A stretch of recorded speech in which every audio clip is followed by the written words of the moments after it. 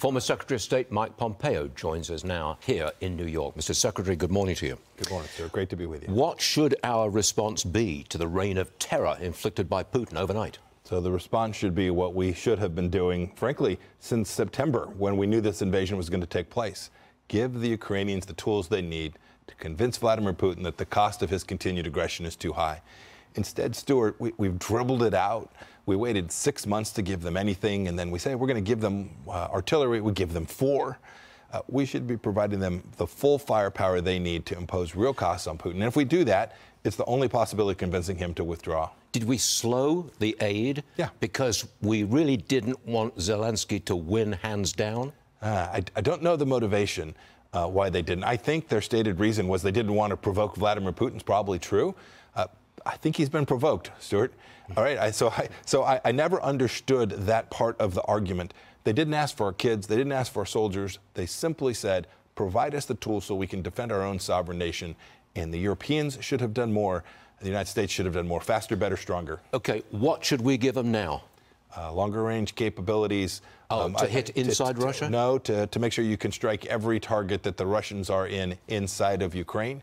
And then importantly, Stuart, the intelligence to know where those targets are. So think precision-guided targeting capabilities that the United States possesses that could give us the capacity to put every Russian asset inside of Ukraine at risk simultaneously. We could do that. Do you think that there are meetings being held right now in Washington, D.C. to organize that kind of aid? I haven't seen it. I hope so, but I haven't seen it.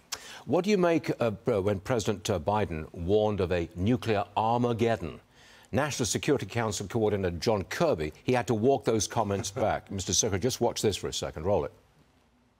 The president was reflecting the very high stakes that are in play right now. His comments were not based on new or fresh intelligence or new indications that Mr. Putin has made a decision to use nuclear weapons. And quite frankly, we don't have any indication that he has made that kind of decision, Martha, nor have we seen anything that would give us pause to reconsider our own strategic nuclear posture in our efforts to defend our own national security interests or those of our allies and partners. First of all, Mr. Secretary, what do you make of the use of the word Armageddon? Completely reckless. To use that kind of language at a Democrat fundraiser. Imagine John Kennedy at a Democrat fundraiser saying, hey, you know, Khrushchev is moving some missiles into Cuba. Can you write me a bigger check? Mind you, the whole world watches every word that President Biden says. So Zelensky heard what he said about Armageddon. Putin heard it. All our allies and friends in Europe heard it. It is reckless. It puts Putin in the driver's seat. It creates more risk for the United States of America. And to use that kind of language, if you're serious about that, if you really believe it, you owe the American people a full-on explanation, a serious presentation from the Oval Office about what's at risk and why America has to continue this instead of a throwaway line that your spokesman has to go out and kind of wander around. Shouldn't we have that kind of statement today, this morning? Following what's happened overnight in Kyiv? There's real risk. Vladimir Putin is determined. Look, he blew up his own pipeline. He took a $20 billion asset and blew it up. This is a man who is serious and resolved. America needs to show that continued resolve. And if we do, you can do what we did for 4 years. He is deterrable. In 2014, he takes Crimea. For 4 years, he doesn't touch Europe. We leave office, and he does it again. He invades Ukraine. Deterrence is possible. It simply shows, it just requires American leadership. OK, one last one. You've got a new book. The title is Never Give an Inch. There I have it, Mike Pompeo, Never Give an Inch. What's in it? It talks about 4 years. And you can go to MikePompeo.com and get it, or to your bookstore.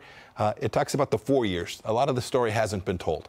The 4 years that the 4 years that I served as first as CIA director. Yep. So there's some great stories, too, some great espionage stories in the book from my time as CIA director. And you're allowed to reveal these good stories. It's been cleared, but we got some of it. There's great people that are doing amazing things on behalf of America. And then we got to tell the story about how we delivered on behalf of the American people, how we implemented, executed our America First foreign policy. And then, of course, it talks a little bit about me and how I executed that as well. I think people will enjoy it. It's a fun read, too. Of course, everybody thinks you're running for the presidency, but you will not answer that question, will you? No, sir. Not this morning. I think I've asked it 3 or 4 times. 29 more days, we'll have a good election, and then we'll see what happens. Sir, it was a great pleasure having you on the show. Thank you, sir. Much obliged to you, sir. Yes, sir.